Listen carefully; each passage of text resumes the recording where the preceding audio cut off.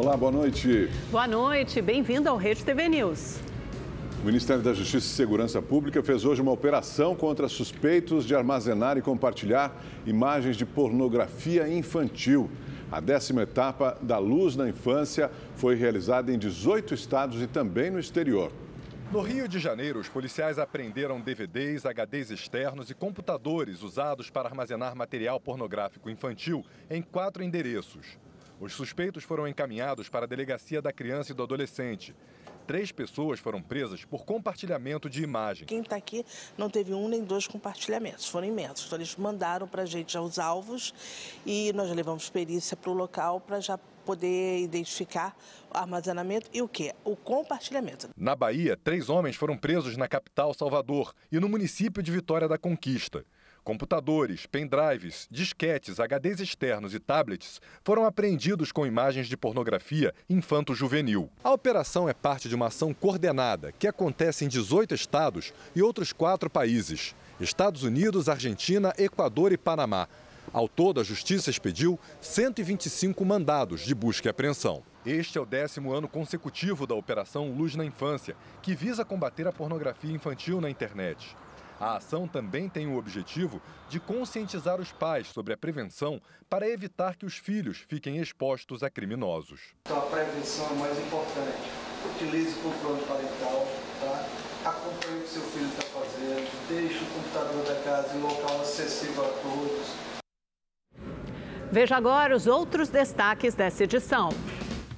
PEC da transição é aprovada na Comissão de Constituição e Justiça do Senado. Texto amplia teto de gastos em 145 bilhões de reais.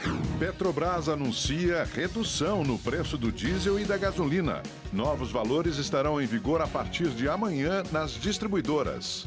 Essas e outras notícias você vê aqui no Rede TV News. 11 pessoas foram presas no Rio de Janeiro suspeitas de integrar uma quadrilha que aplicava o golpe do falso empréstimo. Quase todas as vítimas eram idosos.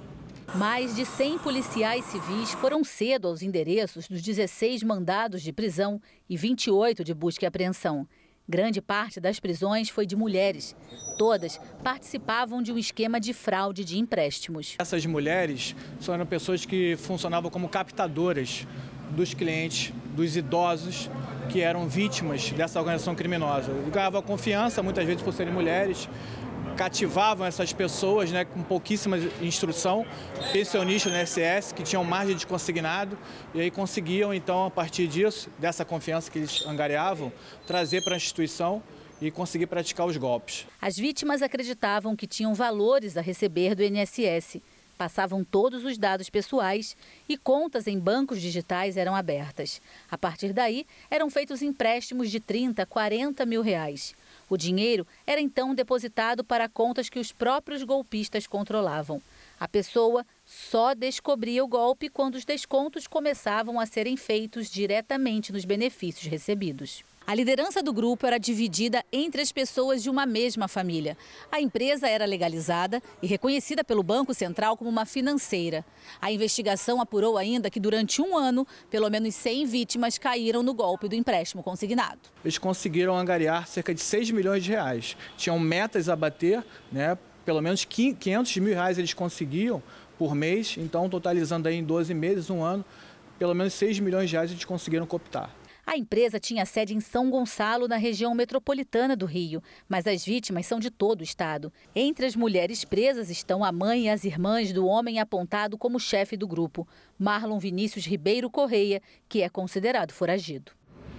A tentativa de roubo a uma residência na zona sul de São Paulo terminou com a morte de 2 pessoas. O dono da casa, que era um cabo da Polícia Militar, e um dos assaltantes. Neste ano, 10 PMs que estavam de folga morreram em confronto com criminosos no estado. O policial militar Daniel Doro, de 38 anos, estava chegando em casa. Ele manobrou o veículo e entrou na garagem. O controle remoto foi acionado, mas os criminosos correram. Um deles segurou o portão para facilitar a entrada dos comparsas. O PM percebeu, sacou a arma e trocou tiros com os invasores. O homem que ficou na calçada correu quando o tiroteio começou. O cabo e um dos assaltantes ficaram feridos e caíram no quintal. Antes de fugir, o outro ladrão roubou a pistola .40 do agente. Depois, pulou o muro e também fugiu a pé. A polícia conseguiu prender o motorista do carro branco usado na tentativa de assalto. Ele estava com uma arma que foi apreendida. Tanto o cabo quanto o ladrão não resistiram aos ferimentos. Os outros 2 assaltantes são procurados. Um acidente envolvendo 2 ônibus e um caminhão no centro da cidade histórica de Mariana, em Minas Gerais, deixou pelo menos 20 pessoas feridas. De acordo com os bombeiros, um dos veículos, o ônibus, ficou sem freio e desceu a rua. Um carro ainda conseguiu sair da frente do ônibus, que só parou após atingir um caminhão e outro coletivo. O estado de saúde das vítimas não foi divulgado. As buscas pelo casal desaparecido numa cachoeira de São Paulo no domingo foram retomadas nesta terça-feira. Outras 6 pessoas que estavam no local foram resgatadas. O acidente aconteceu na Cachoeira da Usina, em Parelheiros, que fica no extremo sul da capital paulista. O vídeo mostra o resgate dos amigos do casal Jackson, de 25 anos, e da namorada dele, de 32 anos. Segundo os bombeiros, eles voltavam da trilha no domingo à tarde. Na travessia do rio, o casal foi arrastado pela correnteza. A estação de trem Evangelista de Souza, da linha Mairinque-Santos, é o ponto de partida para os trilheiros, que seguem com destino à Cachoeira da Usina. Daqui da estação até lá são cerca de 2 quilômetros. Depois de andar 900 metros pelo trilho do trem, o restante do trajeto é pela mata, com subidas, descidas e trechos escorregadios. A última etapa é atravessar o rio. Em dias normais, nas partes mais rasas, a água não chega a 50 centímetros. Já em dias de chuva, pode ultrapassar 1,5 metros de altura. Mas um perigo que chega sem avisar são as trombas d'água. Como tem a confluência do rio, ele vem de outro bairro. Se no bairro do Marcilac, um exemplo, choveu forte, bastante, em Evangelista tem dias que não está chovendo, o céu está limpo. E aí que vem a tromba d'água e pega o turista de surpresa, né? Pode ser o que aconteceu provavelmente com o casal. Provavelmente. As pessoas que aparecem nesse vídeo são de um grupo que voltava da trilha no domingo, quando encontrou o casal e os amigos acampados. A água barrenta já é sinal de que o tempo não estava bom para o passeio. O casal desaparecido e os amigos passaram pela lanchonete do André no sábado à noite. Ontem, o tio de Jackson esteve no local à procura do sobrinho. Ontem ele esteve com mais 2 primos do Jackson e pediu informação, queria que eu levasse eles até o local. Eu falei que eu não poderia estar levando até o local, né? Porque já havia equipe de busca lá no local. E orientei eles a procurar a Guarda Civil Metropolitana. A região de Parelheiros é cercada por mata e tem várias cachoeiras. A natureza é um atrativo para quem gosta de trilhas, mas tem seus riscos. Com as chuvas intensas de novembro até agora, a cidade de São Paulo registrou mais de 400 quedas de árvores. Nesses casos, a avaliação de riscos se torna necessária para evitar que acidentes ocorram. Na rua onde William mora, na zona leste da capital paulista, uma árvore incomoda a vizinhança. As raízes levantaram a calçada e a estrutura ficou desestabilizada. Já o topo está dividido em 3 partes. A árvore tem saúde, não tem problema nesse sentido, mas a gente vê que já destruiu a calçada. Há anos, ele mantém contato com a prefeitura solicitando a remoção da árvore. Um dos engenheiros que eu tive conversando na subprefeitura, ele disse que pelas fotos que eu encaminhei para ele pelo vídeo, existe a possibilidade dessa árvore cair porque existem galhos de 2 lados e um atravessando a rua. Então ele disse que se existe o perigo, só que eles só removem a árvore que não tem saúde. O objetivo que a gente tem de fazer a remoção da árvore é para que não traga transtorno mais tarde.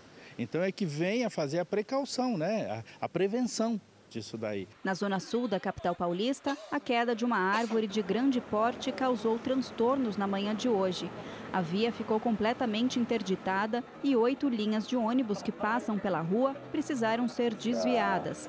Moradores da região disseram que há algum tempo a árvore causava problemas, inclusive na fiação elétrica. Segundo esse engenheiro agrônomo, é importante que os moradores verifiquem os possíveis riscos e acionem as autoridades antes que situações como essas aconteçam. Primeiro você tem que observar se a estrutura da árvore está preservada, né? Se existe dano, tanto do sistema radicular, que é o caso aqui, como de tronco, galhos e você vê que a árvore está com um comprometimento de crescimento e desenvolvimento, se existe um risco.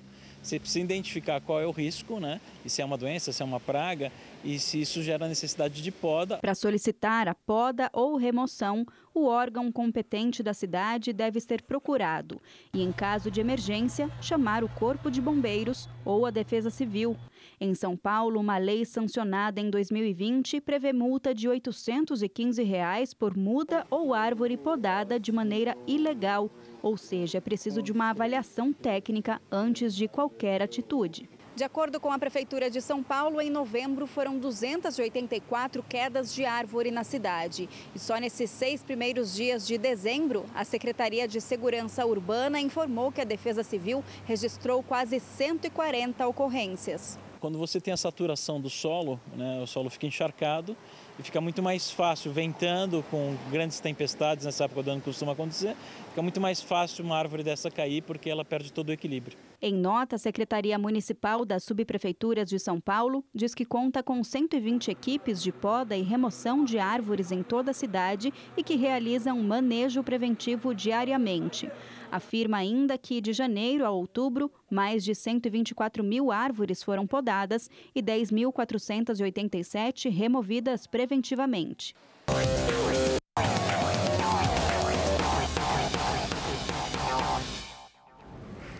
Vamos agora para o Catar com informações da Copa do Mundo, que a zebra deu as caras por lá hoje. Marcelo Doó tem os detalhes. Aquele abraço para você que curte o Rede TV News. Falamos direto de Doha, capital mundial do futebol. Copa do Mundo rolando, pegando fogo, oitavas de final. O Brasil bonito na fita, ganhou ontem 4-1 em cima da Coreia do Sul. Aqui no Catar, a torcida canarinho também aprova as celebrações irreverentes do elenco. Eu acho que Brasil é isso, né? Brasil é alegria no pé, samba no pé, jogar alegre e o pessoal se incomoda um pouco. Mas é isso, se não aguenta brincar, não desce pro play. Dentro de campo, o técnico Tite tem mais um motivo para festejar. Depois da volta de Danilo e Neymar no jogo contra a Coreia, é Alexandro que vive a expectativa de atuar contra a Croácia na sexta-feira. É isso, preparação pé quente na seleção brasileira para que sexta-feira a gente possa passar bem pela Croácia. Rápida pausa, já voltamos dentro do Rede TV News com mais informações da Copa do Mundo, direto aqui de Doha, no Catar.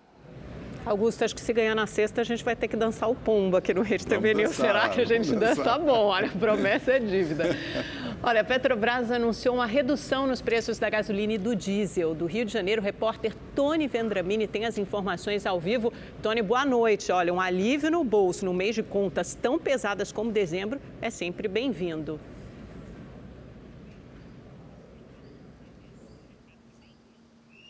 Pois é, boa noite, Amanda, boa noite, Augusto, boa noite a todos que nos acompanham, sem dúvidas. E os novos valores passam a valer a partir de amanhã. O preço médio da gasolina vendida pela Petrobras e as distribuidoras vai passar de R$ 3,28 para R$ 3,08, uma redução, portanto, de 20 centavos. Já no diesel, a redução será de 40 centavos, de R$ 4,89 por litro para R$ 4,49.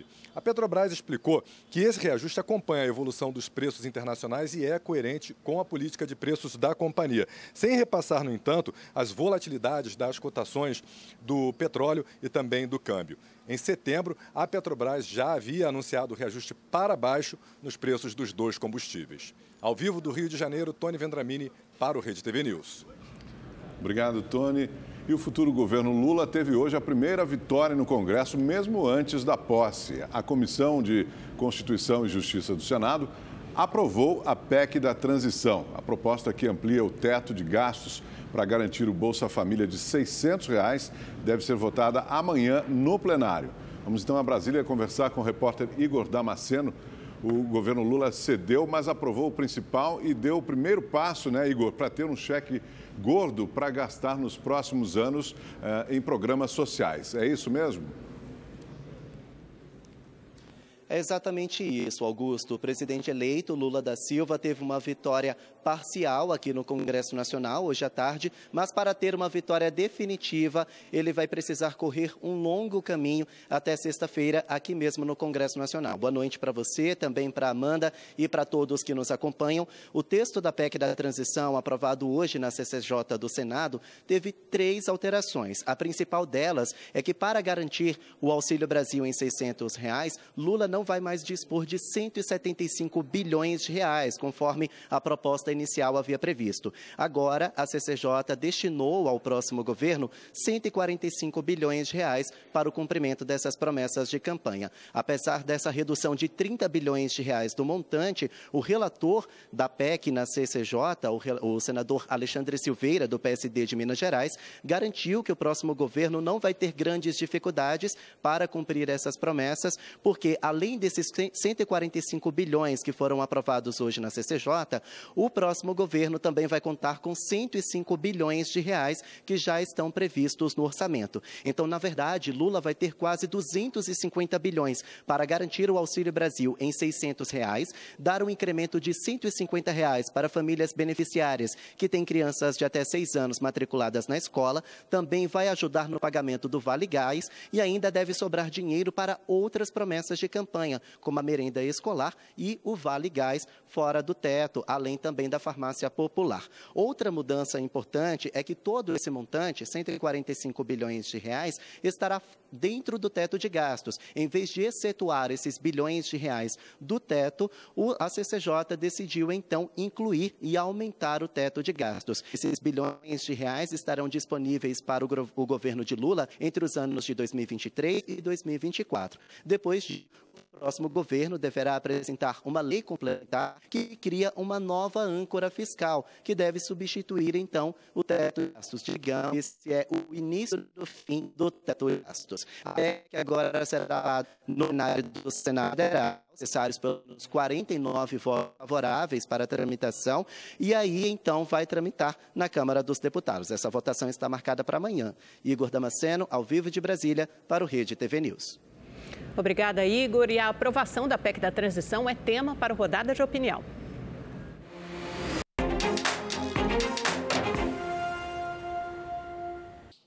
Uma nova versão da PEC da gastança foi colocada na mesa de negociações do Senado. A proposta agora é ampliar o teto de gastos no valor de 200 bilhões de reais por 2 anos e não mais o mandato inteiro. Ou seja, o auxílio social de R$ 600 estaria garantido até 2024. Mas, na prática, o impacto fiscal é o mesmo do que foi chamado pelo mercado de cheque em branco para o PT. Há uma diferença entre o texto do PT e o texto que foi apresentado hoje. Os senadores deixaram um pedaço desse montante de dinheiro para bancar as tais emendas de relator. E isso significa destravar o orçamento secreto. Já neste mês, antes que muitos parlamentares encerrem o mandato. Essa costura política tem as digitais dos presidentes do Senado, Rodrigo Pacheco, e da Câmara, Arthur Lira. E os termos são esses. O governo eleito quer uma licença para gastar. Tudo bem, desde que divida o bolo com o Congresso. Essa PEC da transição vai ser votada com um olho na economia e outro na política. Na economia é fazer caber no orçamento, ou um pouco acima dele, os compromissos de campanha do governo eleito. Bolsa Família de R$ 600, Minha Casa Minha Vida, farmácia popular, renegociação das dívidas dos trabalhadores e aumento real do salário mínimo. Já na política, o cálculo é diferente. Quanto mais dinheiro o Congresso entregar ao governo Lula, mais o governo Lula terá dinheiro para negociar com o Congresso no ano que vem. Cada deputado e senador pensa assim: se eu der mais dinheiro, eu tenho a chance de sobrar algum recurso para minha base eleitoral. Mas, por outro lado, eu passo um cheque poupudo para o governo Lula ganhar popularidade e conquistar apoio no próprio parlamento. Acompanhe agora ao vivo o sorteio da Quina. A gente volta já. E vamos direto a Brasília, porque hoje foi mais um dia de reunião das equipes de transição de governo. O Grupo de Planejamento Técnico afirmou que o país tem uma dívida bilionária com instituições internacionais. De acordo com o grupo, para retomar o fluxo de pagamento, o novo governo quer parcelar a dívida que, segundo a equipe de transição, chega a 5 bilhões de reais. No entanto, o que nos deparamos aqui na transição é que estamos inadimplentes junto a órgãos internacionais muito relevantes.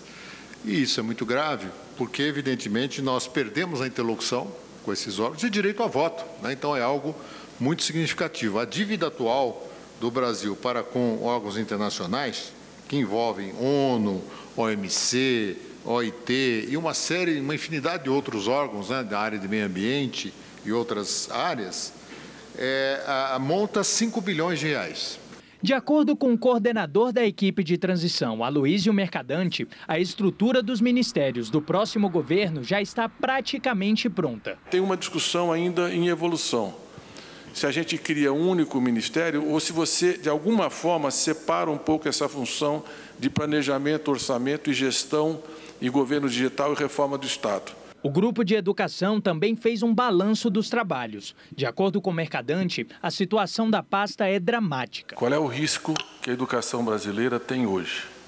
Primeiro, não pagar as bolsas dos estudantes de medicina residentes, 14 mil estudantes.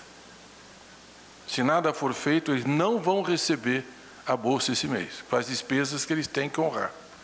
O mesmo vale para os estudantes da CAPES, mestrado e doutorado e pós-doutorado. Já no Rio de Janeiro, membros do grupo de transição na área de petróleo e gás se reuniram com representantes da Petrobras. As equipes discutiram os projetos da empresa e a política de transição energética da companhia. E o atual presidente da Petrobras foi anunciado como secretário do futuro governador de São Paulo, Tarcísio de Freitas. Outros 3 nomes foram confirmados pela equipe de transição. O anúncio foi feito pelo coordenador-geral da transição, Guilherme Afife Domingos. Mais 3 secretários foram definidos. Um deles é Caio Paes de Andrade, presidente da Petrobras, que irá assumir a Secretaria de Gestão e Governo Digital. Também foram anunciados Lucas Ferraz, para Assuntos Internacionais, e Laís Vita, para Comunicação. E o Rede TV News volta já com mais notícias. Fique aqui com a gente. O deputado estadual Frederico Dávila, do PL de São Paulo, recebeu perdão do Papa Francisco após ter feito ofensas contra o religioso e o arcebispo de Aparecida, Dom Orlando Brandes. O pedido de perdão veio após o parlamentar ofender o arcebispo da Arquidiocese de Aparecida, Dom Orlando Brandes, a CNBB, a Conferência Nacional dos Bispos do Brasil, e o Papa Francisco. O episódio ocorreu no dia 14 de outubro de 2021. Segundo o parlamentar, naquela ocasião que usava a tribuna da Assembleia Legislativa do Estado de São Paulo, ele se expressou por não concordar com a pregação do arcebispo Orlando. Segundo ele, o arrependimento veio logo em seguida. A pregação ocorreu no dia 12 de outubro do ano passado, dia da padroeira do Brasil. Dom Orlando havia dito que para o Brasil ser pátria amada não poderia ser pátria armada. Na época, a família do deputado havia sofrido um assalto violento. Não é que eu estou justificando. Aquilo motiva, sempre esses momentos de forte emoção levam a gente a fazer coisas impensadas. Eu me arrependi minutos depois. Ali que eu deixei a tribuna, eu já estava arrependido. Então, eu para comigo mesmo sentia que era necessário que se fizesse isso diretamente a ele. Ele ocupa o trono máximo, né, a cadeira máxima da Igreja Católica Apostólica Romana. E isso pode ter sido entendido como uma agressão a todos aqueles que professam a fé católica. E, na verdade, eu não queria dizer nada daquilo, inclusive nem deveria ter ido à tribuna naquele momento. O deputado conta ainda que decidiu não fazer o pedido antes por causa do período eleitoral. Porque poderiam dizer que eu estava usando desse expediente para oferir alguma vantagem eleitoral. Então, eu esperei passar o primeiro turno, esperei passar o segundo turno, toda eleição resolvida, ninguém pode falar absolutamente nada. O Rede TV News volta já com mais notícias, tem Copa do Mundo para você. É isso, fique aqui conosco. E veja só essa história, o Aeroporto Internacional do Rio de Janeiro, Galeão, tem novos colaboradores, mas esses novatos só querem saber de comer durante o expediente. A Aline Araújo foi lá conhecer esse pessoal nada convencional. Estrela e Cintilante trabalham juntos, usam colete de identificação e não param um minuto. A cabra e o bode fazem parte do quadro de colaboradores que cuidam da manutenção do Aeroporto Internacional do Galeão, no Rio. O objetivo deles é apoiar a equipe que faz o corte de grama. Então, eles vão para frente de serviço junto com essas equipes e fazem o que eles já fazem no dia a dia, que é comer a vegetação. A nova dupla de funcionários do aeroporto é sempre escalada para trabalhar em áreas como essa, próximas à pista e onde o uso de máquinas se torna difícil. A mão de obra animal é então a alternativa mais prática, rápida e econômica. E tem também outros 2 benefícios ainda mais importantes. Traz uma leveza, traz um ambiente de descontração e, ao mesmo tempo, um ambiente de muita responsabilidade e compromisso, né? Então, a gente tem aí a redução de emissão de gases para a atmosfera, né? A gente tem a redução de combustível. Ao mesmo tempo, traz um ambiente diferente, né? Um ambiente descontraído. Leonardo e Luiz fazem o trabalho de adaptação dos animais. Eles estão sempre juntos, com exceção de um horário. No momento de descanso nosso, na hora do almoço, né? É o tempo de descanso dela de dormir. O resto ela está trabalhando comendo. Estrela e cintilante não são os únicos animais contratados.